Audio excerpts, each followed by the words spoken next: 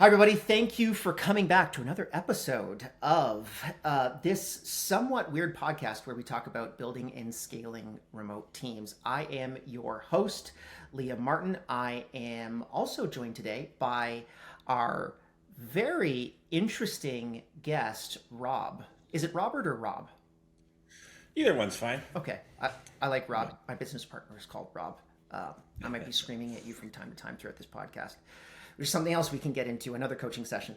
But Rob has a really interesting resume. So he is the CEO and founder of Athena, which is athenago.com, was able to scale Athena from 0 to 1,600 reps within how much time, Rob? Just almost 3 years, but just over 2.5 right now. Just over 2.5. But he also worked for a company that probably a lot of people know, Internet. TaskUs, and took TaskUs from 800 to 25,000 reps before he left. So we're going to be talking about the art of delegation, the art of understanding how to truly scale a distributed company, and all of the unique challenges that roll into that. Because I know that there are a lot of people that are entering even just the BPO space within the last few years, particularly with the rise of COVID, that listen to this podcast all the time. And it's really cool to be able to talk to what I would consider kind of like an OG on the TaskUs side, and now your new project, Athena, which is even more exciting. So Rob, thanks a lot for coming on. Thanks for having me. I'm excited to be here and chat with you. So let's learn a little bit about Athena. What is Athena and how are you different from everybody else in the EA space? Yeah, when we got into the space, my co-founder Jonathan and I, we both had really positive experiences with EAs and really gone from 0 to 100 on the art of working with somebody else and helping, to kind of work together to accomplish great things. And when we got together, what we just realized was that there was a tremendous amount of executives and leaders out there who just had not either were stumbling along that same journey that we went through, or there just really wasn't anything out there for them, because with the internet, kind of exploding it the way it has in the last couple decades since I really got kicked off on this journey, there's a lot of scammers, a lot of noise, I guess, out there. And so when we got together, we just thought, hey, we're seeing massive demand. There's huge opportunity here to do this right, to do it with high quality, to provide a service that is not only going to help these executives, but also with my time that I spent overseas in the Philippines for 10 years, to give opportunities to people that desperately need them. So it's, I really enjoy kind of both sides of that business, because, when you make those connections, they just create a lot of special moments. And so the real core thesis here is, and based off of me taking a look at your website, it appears as if it is the art of delegation. And I think that is also a big differentiator in comparison to all the other EA's sites that I currently see. Yeah, I mean, we've looked at delegation as something that is a dirty word, I think, for most people, especially for like alpha types and executives and leaders. It's seen as almost like a guilty pleasure. And so what we decided to do was really dive into it and say, hey, here's how the best do it. Here's how you accomplish the most, right? Here's the, kind of the science behind the art. And that's where we spend all of our time is trying to make that science come to life. With regards to delegation, the big question that I have is you must have had to have learned the inside and outs of delegation building TaskUs, taking it from 800 to 25,000 reps. Could you tell us a little bit about that story? Like, when did you end up starting with TaskUs, and what were the big things that you really had to overcome, as you said, at 800 reps? Yeah, when I joined TaskUs in 2014, I'd already at that point been a long-standing BPO leader. So I had come from a more traditional player, and as many, I think, in the BPO industry do. Mm-hmm. And when I was in the traditional industry, I had already achieved getting up to about 5,000 people working in my vertical. And so it really was not foreign concept to me at that stage even, that delegation was an important skill set that a leader at that scale has to be able to leverage. When I went across to TaskUs, it was a step down in personnel because when I joined with the founders of TaskUs, there was only 800 people in that organization, so a big step down. But what I found was the scope grew massively because I went from being just in operations to being across all facets of that business. So finance, project management, facilities, tax, compliance, legal, really every single, as entrepreneurs do, every single facet of that business, was within scope. And I found that where I may have skills in operations and execution, I may lack skills in things like legal, finance or building out facilities at that time or et cetera. And so delegation was really one of the key leadership characteristics that I needed to work on a lot in order to leverage the team to achieve the outcomes that the business wanted to succeed at. And at times, you need to get micro. But what I found more is that a lot of the time, you need to deploy these delegation tactics to be able to jump from item to item as CEOs and high level executives need to do. So based off of that, could you kind of, let's say we've got someone who's at 800 seats right now and wants to get to 25,000 or 100,000 or 200,000. Are there almost kind of gates that you see, and maybe we can kind of connect this to headcount, where the mindset needs to change, where you need to say like, hey, we need to rebuild the ship? So I've heard a lot about this with other people that we've interviewed, where 5,000 reps is different from 10,000. 10,000 to 50,000 is another big gate. 100,000 reps, I mean, there's very few people, that's rarefied air when you get to the BPO industry. But are there different kind of methodological ways of approaching a BPO based off of headcount, or is it more kind of a cultural mindset that you would see? Or can you run the same playbook at 100,000 reps that you can at 1,000? Yeah, I mean, we could probably get into the science of the different regions and the different mechanics of different departments. But if I was going to pick one thread, overall out of all of it, is that people will come into the business really, really strong. Like it'll be like your best hire. You'll make an absolutely amazing hire. It'll save you, right? It'll be you'll be like so relieved because you finally got somebody who can take some stuff off of your plate. And then you'll wake up a year later and that same person in that same department will be massively struggling. And so, with explosive growth, that tends to happen. And that tends to happen because, they always say, like, what got you here won't get you there. If you're designing a product in such a way that the customers are demanding it, whatever your product is, and I don't think this is exclusive to BPO, I think it's any company. Mm-hmm. If you're designing an excellent product and you're finding ways to deliver value, when you're going through that explosive growth, and when I say explosive growth, I'm talking 100 to 300% annually, which is what both TaskUs and Athena have done. You need to stay so far ahead of that game plan by hiring kind of ahead of it, and then understanding that some of those folks are not going to be able to operate at different levels. I would actually say it is unlikely that they will be able to. There is a very rare group of people that can escalate and learn at the rate required to support those kind of businesses. So who are those types of people? Is there some type of litmus test that we could use to be able to find those types of people? I just got off a call actually with someone that was talking about high pose and low pose, and this was for Clorox, the bleach company. Although they do a lot more than bleach. And was saying, well, we define people as high pose or low pose. So high pose are people that are like 2 layers below where they should be today in the org, and we want to develop them and get them towards that target.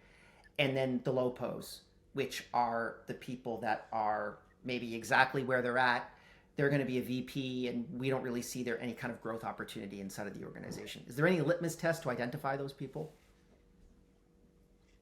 Yeah, I've seen those grids too. I think they're generally kind of the magic quadrant style. There's a few performance management tools that I've seen that do like a similar grading. Yeah, my answer to that would be that people are ridiculously complex, and I think that that's why we have a tendency to want to simplify, right? And make it easier for us, right, to provide like very key instructions that are easily chewable.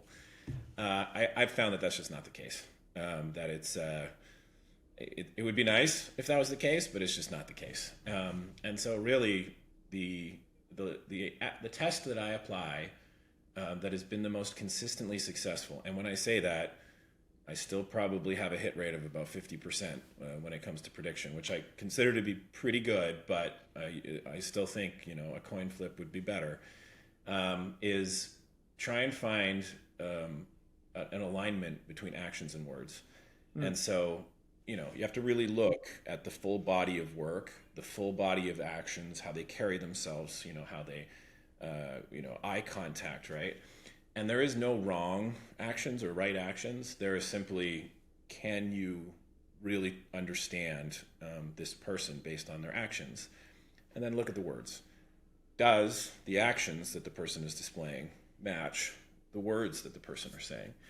And if you can find alignment there, and you've checked the boxes when it comes to kind of experience and expertise in their field, you're onto something. Because transparency is just, and authenticness, I just find is absolutely vital to anybody who wants to try and get into growth-minded businesses, because there's just no time otherwise, right? And without an authentic understanding of the person, you have absolutely no chance at working close enough with that person in a coaching capacity and focusing on the business as opposed to the personality, at all, right? And so I would say like that's kind of the method that I've applied. But like I said, people are ridiculously complex, and the minute you think you've pinned somebody down, they do a 180. So. Okay, well, I was looking for the cheat code. Unfortunately, it's a lot more complicated than that, which is probably the real answer. Yeah. Going into Athena, because you've done this twice, right? 800 to 25,000 with TaskUs, and now 0 to 1,600 with Athena. What did you do differently between Athena and TaskUs, or was it exactly the same playbook? I think it's different in the playbook because when you first do it, you make a lot of mistakes, and you do. Could a you lot tell of us a stuff few of that, those? you I'd wish you love to didn't hear do. them. Top one, top three that pop into your head. Top three. All right. Number one. When I was first building a facility, I was building a facility in Manila, and when I was building the facility, I listened to other people telling me what I should do instead of listening to my instincts on what I thought we should do. And so at that time, because I was naive and kind of new and had never done it before, I trusted that people would know better than me, right? And that my gut was wrong, right? And we proceeded with that site build out, and I was confirmed, later, that it was really not the ideal place to build a site. And so, that's probably the first one that stands out to me. The second one that stands out to me is that when you're building businesses, there's tremendous amount of threats. Threats from inside the organization as well as threats from outside the organization, and preparing yourself for those threats ahead of them coming is incredibly important. And when I say that, I mean, there can be government organizations that try and take advantage of your success. There can be employees that try and take advantage of your success, and trying to think ahead of that and protect the organization. There's a lot of work that you need to do there. So yeah, I mean, I won't go into specific details there, but certainly there's lessons to be learned. Right. Third, I think the third one that I learned that that was probably the most impactful one, now that I think about it, was what I was just talking about in delegation and hiring ahead. Um, when I first talked to my executive coach in 2015, he says to me, give me a list of your team and then grade them on a 0 to 10 scale. Mm. And so I graded them all. I handed the list to him. I said, yeah, here's my grade. And then all the people that grade, the highest was 9, and there was kind of all the way down the rank from there. And he said, move on from everybody except for the 9, right? 9s and 10s only. And I was like, no, I can't do that. How many people was that off harsh. your list? That was all except for one. And this was like kind of my direct reports at the time. So varying degrees of levels, but all but direct reports. And I was just like, no, I can't do that, right? And he, but he said that to me, and I was like, so I mental noted it, didn't do it, but a year later, he was right. Every single person, in some way, not through me removing them necessarily, but oftentimes them leaving, was off that list, except for the 9. So. Wow. Yeah, it's. I would say that that's a big lesson learned, that sometimes you might think you're doing people a favor by keeping them around in the capacity that they're in, even though the business is doubled or tripled or quadrupled in size. But oftentimes, in order to do right by them, you just take care of them in other ways rather than leaving them in a position that they just simply can't handle. So. Right. Wow. Okay. That's you definitely have a different executive coach than me. I would be terrified as well if I had to cut everybody out of my team, because if I'm running through my own mental framework of, I would say, in all honesty, probably 50% of the team would go in terms of my direct reports. So that gives me food for thought as well.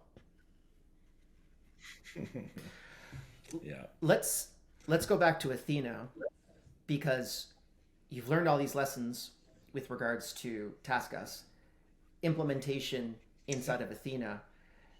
Are you, and I wanted to go back to the previous question that we had, has the playbook changed? Have you evolved personally as a founder and are approaching building Athena very differently from the way that you built TaskUs as an executive? Yeah, there's certain fundamentals that I think stay the same, right? And there's certain tendencies that I think stay the same. But there's certainly a ton of stuff that's also changed, right? So, this is a completely different type of business, and in a completely new type of world. What was happening with business process outsourcing from when I started offshore in 2008 up until now. I mean, it's just amazing to see the technological innovations, the different companies that are coming to the scene, the global tech companies that are now operating in every country, as opposed to just one telecom working with one part of the U.S. Right. It really just blows your mind that the changes that have taken place, and then how adaptive an executive has to be in today's world versus years ago. But on the flip side, I'd say that you still got to be authentically you, and your organization needs to, not only trust and understand you, but you got to be honest to yourself about what you stand for, what you're fighting for, where you're taking the organization. And, with Athena, what we're trying to do is we're really trying to bring really innovative jobs to people. One of the things that bothered me about the BPO industry in the years that I worked there was that the jobs stayed the same. There were so many jobs that were just repetitive, where it was like billing issues or, password resets or, you name it, right? And I would see some of these kids, entering into the workforce, and they were just absolutely like brilliant at times. Like, I saw advanced programming, they would, they would be able to hack things together that you just absolutely were blown away by. And I saw that talent at times being wasted. And so what excites me the most about Athena is we're giving jobs working with CEOs, crypto founders, like senior level executives at big tech firms, right? Like, these are cool jobs. They are badass jobs. And, I said recently, when I was in the Philippines last week, I was talking to one of the magazines there, business magazines, and I was just saying, like, I can just really see a future where a lot of these jobs, a lot of these EAs that are working with CEOs, they're raising money from venture firms, they're, building CRM databases out, they're doing all this type of advanced work. They're not only going to get skills from that, but we have a ownership stake component of our company where every single employee in our organization is a part owner, or at least it's structured from an incentive standpoint that way. And so, I really see us being able to take, some of these folks at the ground level, put them in a position to like gain this experience and then really start businesses kind of all over the world. So Philippines is super exciting, of course, but now with us launching in Kenya, also very exciting. So yeah, I'd say it's a whole different dynamic because the level of complexity has grown. The level of skill is much, much higher with Athena. But I would still say the core, kind of service, focus that I have and my extreme transparency and just like, me speaking truth to the organization at all times is still there. And so, I'm trying to hold on to the stuff that I'm proudest of, but at the same time, lean in on the stuff that's exciting to change. So. Yeah, no, it's a very exciting time, particularly as you're experiencing that type of hyper growth.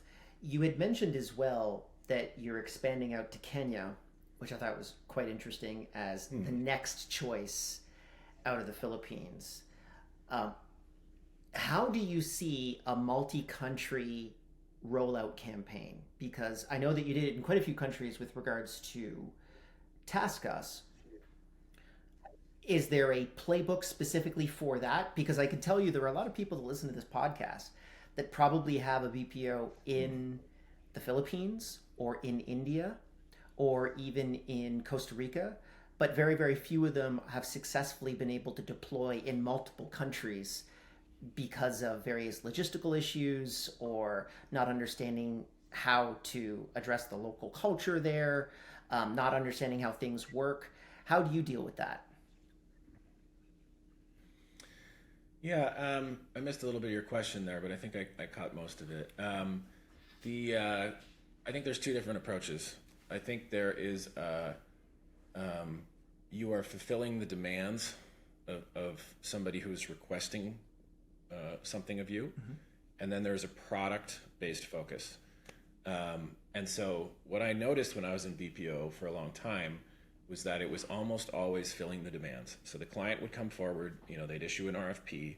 The RFP would have a criteria. We want to have a site in this region or, et cetera, right? Maybe they'd be not region specific at times, but they would still have a pretty good idea of where they wanted to go. And it blew my mind at times, but I would always find when we were in the Philippines or in India, the same sort of approach where we should build a site in, BGC, which is the business district inside the primary business district in Manila, or we should go to the business district of Mumbai in India, right? Or Bangalore or Hyderabad or wherever. But it was always kind of the business district, right?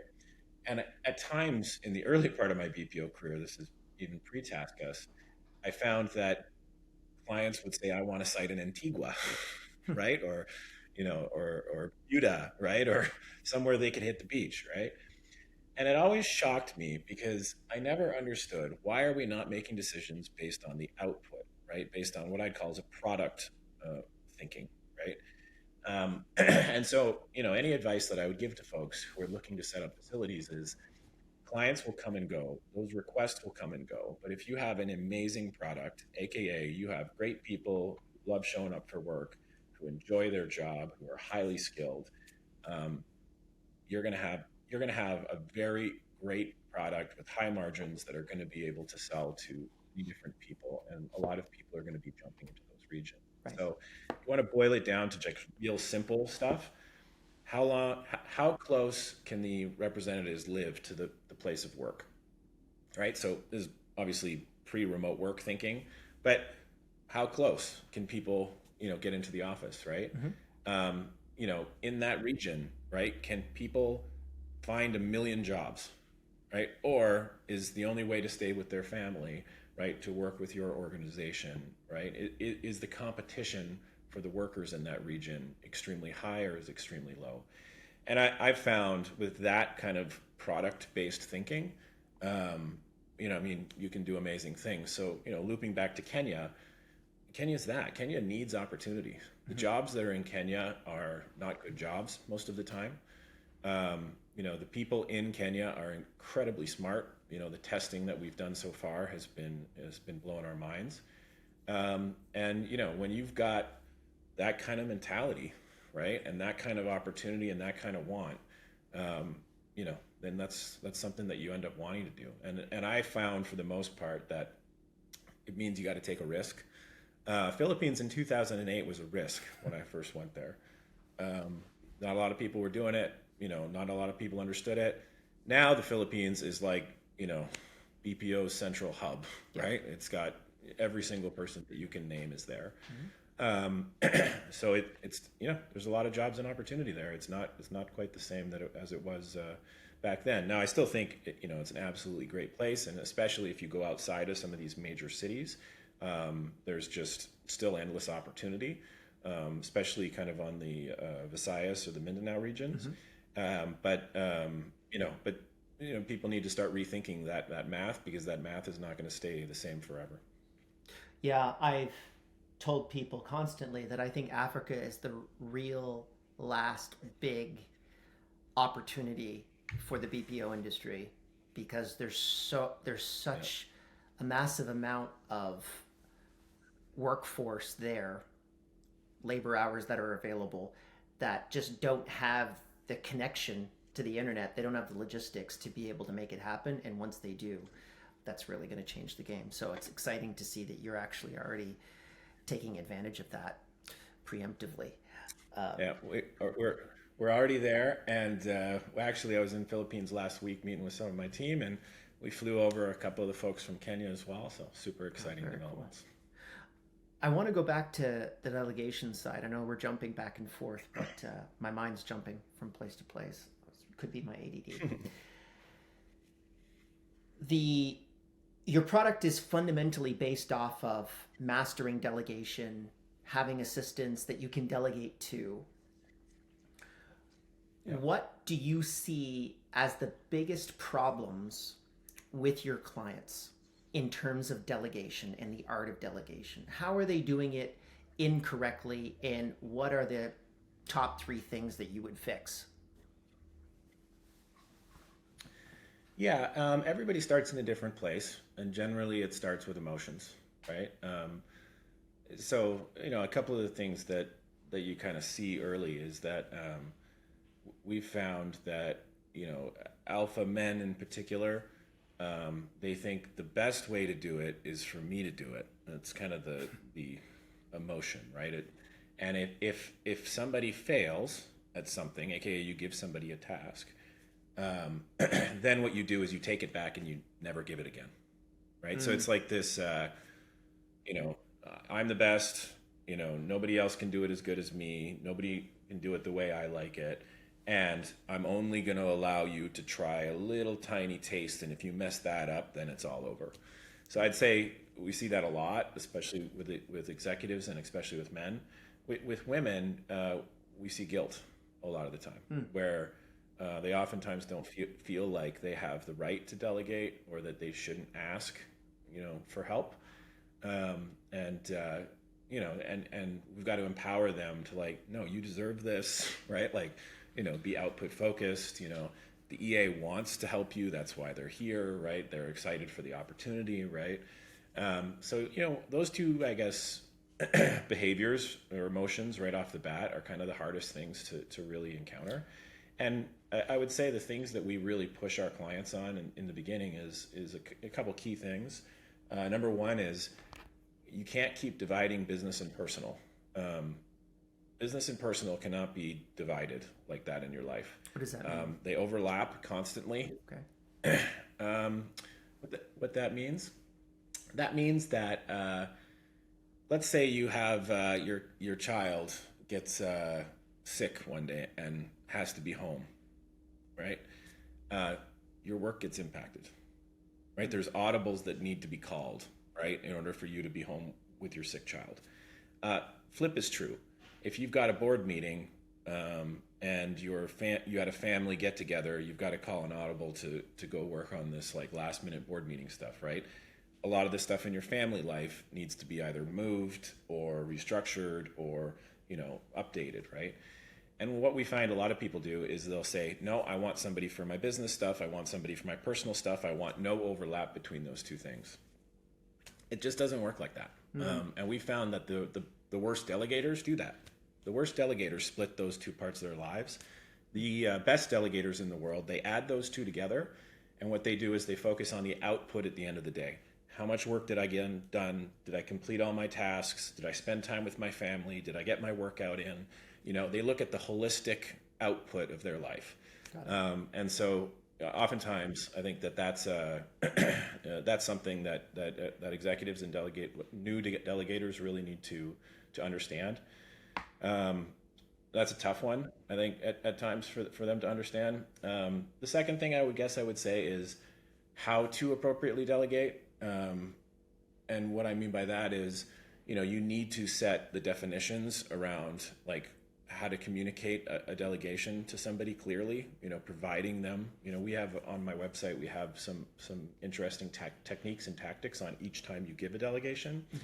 But I would also say that part of that when you give delegations is that your first thought needs to be to give a delegation.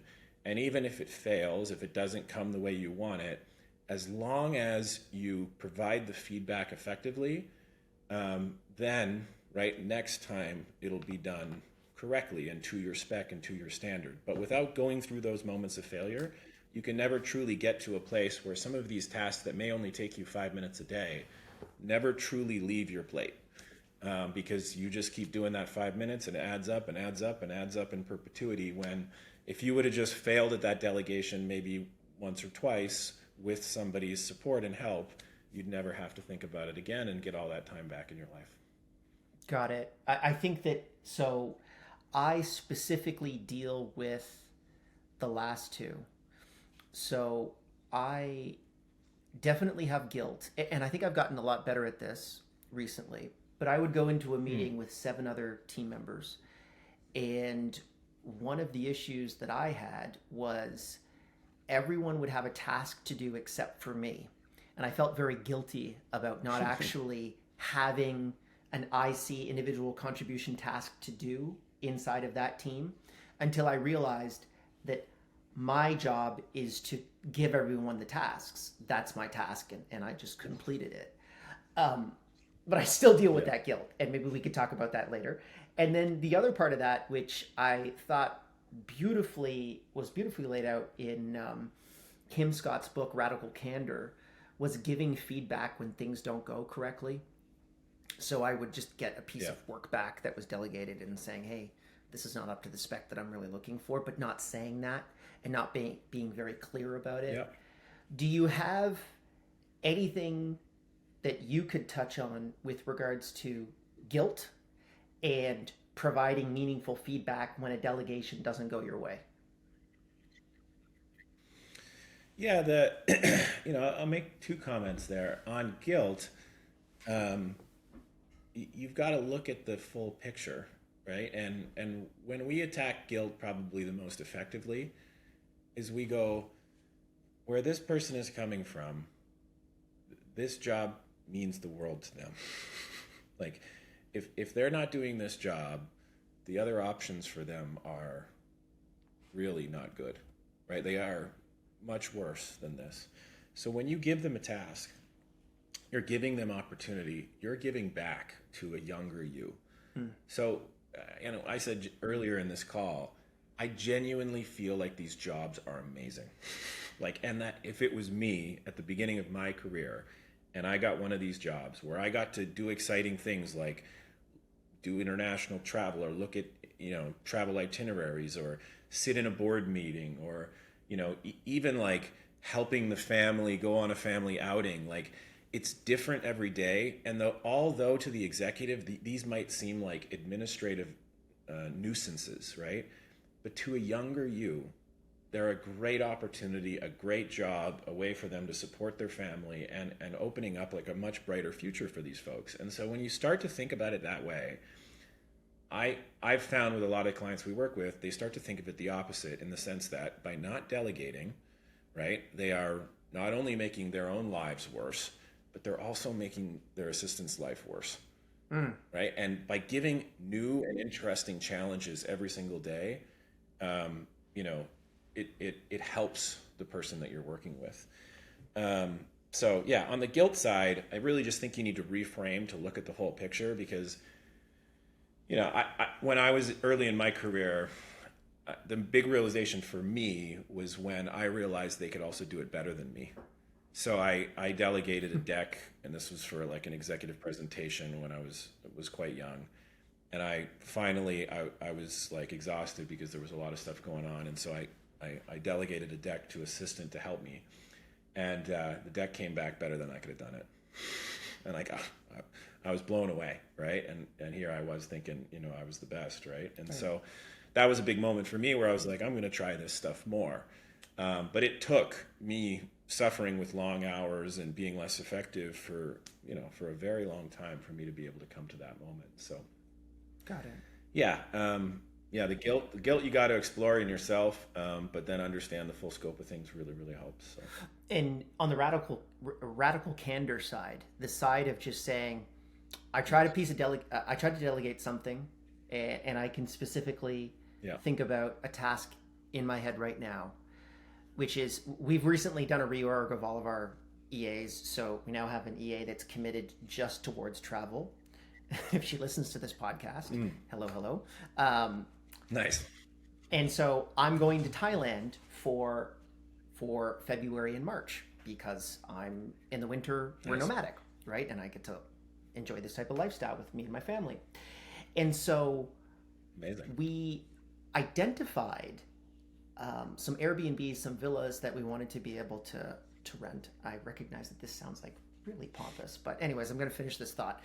And so we were debating going to Phuket and to another location. And so I thought I was very clear at delegating the information, and I was getting my wife saying, "Hey, when are the properties here? Like, when is this person going to actually send us the properties? When is she going to send us the properties?" And then I kind of reinforced this, saying, "Hey, we need to time box this. Like, this needs to be done in the next 48 hours." Gave me the options, and the options, my wife was not happy. And then I actually realized in that moment that I wasn't happy, and that I actually need to demand a higher level because my wife wasn't happy with that. And I told this person in a very Canadian way that, please, if it would be okay with you, could you quite possibly give us another set of properties that specifically are in this area or that have these amenities with them? But I wasn't as direct as I should have been. I should have actually asked for the feedback. I should have asked for that list much faster, and I should have provided more radically candid feedback. But I'm wondering what you would have done in that situation, or if there's something else that you've gained in your experience with your clients that can help me through that process. Well, and I'm interested. So is this EA business only EA? This EA is actually only booking executive travel. So for us and our extended team. So that this is what this EA does. And she has many different requirements inside of the org, but it's all just connected to travel events, that kind of thing. Right. So, that Radical Candor book is great. I highly recommend it. Right. But the only thing I would say about the Radical Candor book that I think is often missed is, why don't you want to give radical candor? Right. And that's a question that I think people don't ask themselves. Like, why do you feel bad? You say Canadians, right? It's true, right? Canadians would rather avoid confrontation, right, than provide the feedback. There's something there where that's uncomfortable, right? For a lot of Canadians, they're worried about upsetting. I think we're overly It's interesting polite. because we could get it.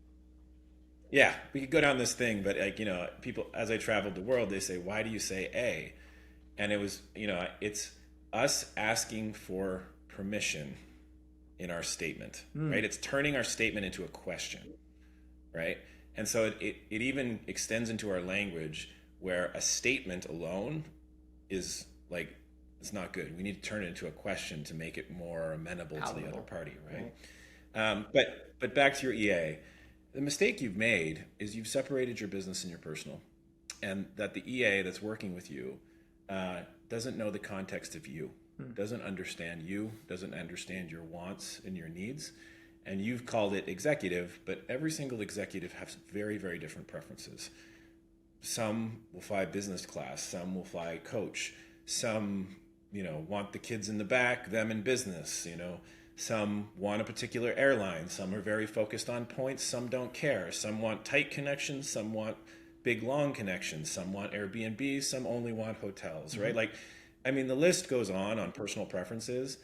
And so, what I've found with my EAs is they will screw up on travel in particular because it's a high risk item, quite a bit, right? There will be mistakes that'll be made in the early years. So I've had my assistant now for 8 years. And she made some of those mistakes in the early days. She doesn't make those mistakes anymore because she knows my personal preferences, right? And it gets to a point where what you are saying is reactive. What you are saying is, we were provided with a travel package, and it wasn't up to our standards. How about this, though? Think about this for a second. Imagine you got provided with a travel package, and it was better than you could have done yourself. It was things that you didn't even think about. Right. Oh, yeah. No, that'd be killer. What you're fighting for. Yes. Yeah. Not what you're accepting, what you're looking for. And I'll throw you an example of what happened to me with my assistant a little while ago. So we have a big network of EAs on the back end. They're all talking to each other, sharing best practices, what worked for them, what didn't work for them. One day my EA says to me, "Hey, Robert, go install this app on your phone. Here's the link." So I click it, install it. The EA network was talking about this app. It's called TripIt. And this app basically does all your travel, right? So it does a full itinerary. It puts your tickets in there, your hotel reservation numbers, your flight tickets, like it does everything. And so I just logged into my phone, and all of my travel for the next year is already all itinerarized, and and it can be updated and stuff as it gets closer or changed, but it's got all kind of itinerary. I didn't do a thing. Just click the link, installed, account already set up, everything already all loaded, and I can just go in there to pull kind of anything at any time. And so it's that difference with delegation that I think oftentimes people don't even understand the level that you can get to, where things like you don't even think about them at all, right? So it's there's that's kind of if you look on our website athenago.com, you'll see kind of a mastery and expert level delegation, kind of in the upper portions of our delegation levels. Yes. That's really, what I'm talking about. Got it. Okay. Yeah. That's, we have a company value, which is self-guided missile, which is you just click the button and then it hits the target. You identify the target, but you don't figure out how to actually get there. And I was talking to our head of HR about this, and he said you need to be more mindful about those self-guided missiles, right? If I'm micromanaging people, we can't actually get to the level of scale that we really need to, which is very, very important for everybody. I've got a couple quick questions because I know we're coming up towards the end of the hour here. These are quick fire questions, making you think a little bit, and they're usually the type of answer that I want is the first one that comes into your head. I don't think we'll have any problem you answering these, but sometimes people try to give the politically correct answer.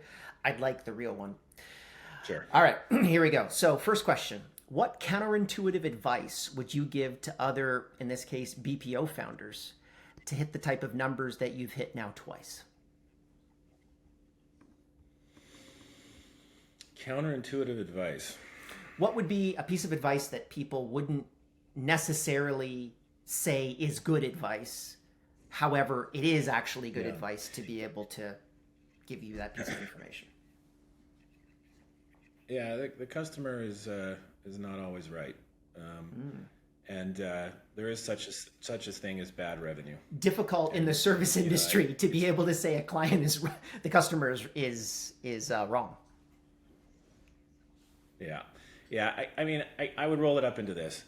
Uh, there is a lot of temptation to take on revenue that is not aligned with your core. And I have made businesses of growth out of refusing revenue.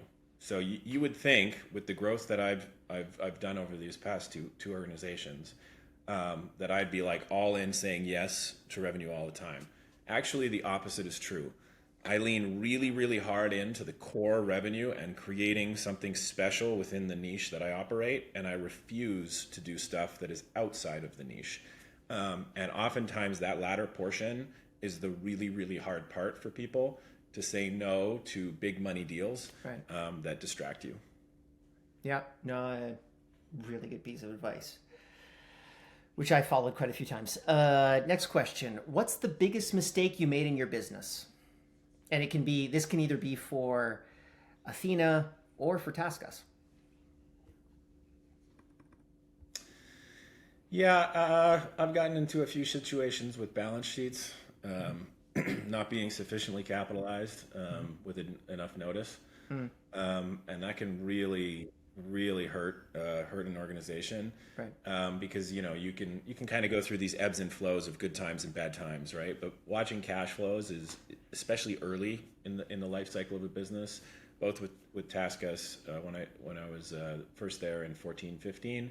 But with Athena this last year, I would say paying very, very close attention to accounts receivable, and making sure that you're kind of 6 months ahead Right. of your burn is a mistake I've made a few times, and I wish I would learn that one once and for all. Yeah, especially with a margin-based business like that, where it's pretty thin margins in comparison to software, as an example, where you've got like a 85-90% margin. Next question: Exactly. what's the biggest thing stopping you from getting to the next level in Athena? There's nothing stopping me. It's gonna happen for Okay, sure. I love that perspective. Yeah. Nothing's going to stop you. Good. So we'll have you back in a year, and you'll have 50,000 reps by then, and it will be mind blowing. Um, No, yeah. No. not 50,000. No. What do you feel like your ability to take over the world, like, and also too existing inside of your niche? Where do you see this happening over the next 36 months for you guys? Maybe that's a better way to put it. Yeah, I mean, I've got very clear goals that I've signed up for the organization, and that I'm very, very confident in. Going into this year, we're doubling again, right? Which I feel Wow. like is a pretty soft goal. So, we're going to come close to 70 million in revenue Wow. this year. And I think we're well on the path to do so. And I feel very, very confident about it. If you're really trying to pull concerns out of me, I want to treat our employees excellently. I mean, that's really, really important to me. And whenever we make mistakes, it bothers me, right? I get messages and stuff with, if something goes a little wonky. So I really want to snuff those out as fast as possible. And then, I'd say on the other side of it, you can grow for growth's sake, or you can grow with quality in mind and improve your product as you go. And so I would say that if I have to turn revenue away in order to keep the product excellent, I will do it every time. But I would prefer, obviously, to do both, and I intend to do both. So, but yeah, I can't sacrifice who we are or how good we are for growth. But I do find that if you have an excellent product, people will buy it, right? It's hard to find good products in the market. It always has been. I think it always will be. And so if you stand behind what you do, it'll come. Turning revenue away is very much, I see that almost entirely on the founder side. Very rarely do I see it on the executive side, because they're focusing on the quarter versus like the 3-5 year vision of where you want to go, and saying no to working with this company today counterintuitively means you're actually going to make more money in 5 years, but you're not going to hit your numbers this quarter. And so I think that that's a really good, also counterintuitive piece of advice for people. Well, salary versus equity, right? That's the Absolutely. incentive structure difference between those decisions, right? So Yeah. Last question that I have for you is, what do you think the BPO industry needs to do differently? If you could just change something yeah, now. well, I'm not really in BPO anymore. Sure. You know, I'm operating in a different for a different lens now. But I still continue to love the BPO industry. I always have. I always thought it's an exciting place to operate. I think the talent available with a lot of these BPOs is just so exciting. I mean, as I told you earlier, just so many exciting, young, talented people all over the world who you can work with to achieve amazing outcomes. I see a lot of fear. And, when I went out during the financial crisis in 2008, when the outsourcing really kicked off, there was a ton of fear, right? With outsourcing, there was a ton of fear with, robotic process automation. There's a ton of fear with, really every technology that comes along. And now here we are. I'd love to say the world's changed, but the fear of AI is just, dominating the headlines, right? I just think it's such an amazing time to lean in, and so I think the BPO industry has two kind of paths to go. It's a conserve my space, try and lock it down as best I can, try and compress costs and retain whatever margins they can, and maybe slowly grow revenue if they can beat out the next guy. I think there's something deeper that's possible here, though, where some of that talent can be unleashed and achieve really amazing outcomes for a lot of the businesses that the BPOs work with.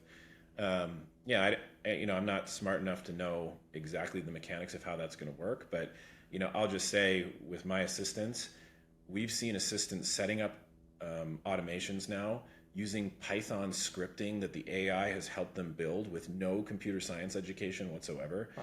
And like the executives, look at this scripting that's been programmed by this assistant, because AI has empowered this assistant now to be at a whole new level. Right.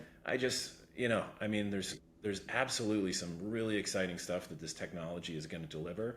And I think for the BPO companies that really lean into it and just get excited about it, not enough to have the talking points and just say, oh yeah, we're AI and all this kind of bullshit that's been coming out this last little bit, but to get excited and get into it and really dive into it and lean in 100%, I think there's massive opportunity. So if I was still in the BPO sector, that's probably the path that I'd be taking, and I'm sure somebody's going to do it. It's just a matter of time, but yeah, that would be what I would be bullish on for the BPO industry in general. Yeah, I keep telling people that AI will not replace you. Someone using AI will replace you. And so I think that we're at that point now where if you don't work with artificial intelligence, you're essentially going to get left behind, and that this isn't a negative thing. This is actually a really positive thing. It makes people much more creative and happier in their jobs. Thank you very much for this. This was great. I think that I think seeing your mindset, particularly on the core component of delegation, for me is what I think most people need to be able to pull out of that conversation, which is it's not so much about the tools. It's not so much about all of these other things that kind of connect to you doing the thing. It's the methodology that you have to actually get it executed upon, which is so critical. You can have all the EAs in the world, but if they can't actually book your villa properly, then why don't I just do it on my own? So thank you very much for the help, or for the hour. If people want to learn more about athenago.com, where's the best place that they could go outside of the URL? I really think the URL is the best place to go. Okay. We've got a massive following on TikTok as well, of course. Oh. If you want to see behind the scenes a little bit, okay. Please check it out. Our assistants put that in the show notes. That's cool. Very enthusiastic. Yeah, very enthusiastic about their jobs. So you'll see all sorts of stuff all over TikTok. But I'd also just say, take the time to fill out the delegation mastery survey that we have on our website to see where you sit, right? And even if you don't work with us directly, I just think that it's a really important thing, to give great jobs to people all over the world. And there's a lot of people out there who are good-hearted, hardworking people who are looking for these opportunities, right? So, I just encourage anybody who wants greater output from their life, who wants to achieve more. I'm an aggressive guy myself, and I feel like there's always more I want to be doing. And having people come on that journey with you is a real blessing for those folks, right? So please, check out your delegation ranking, see how you fare, and then maybe put some effort into trying to move yourself up the ranking. Awesome. All right. Well, thanks a lot, and we will see you in the next one.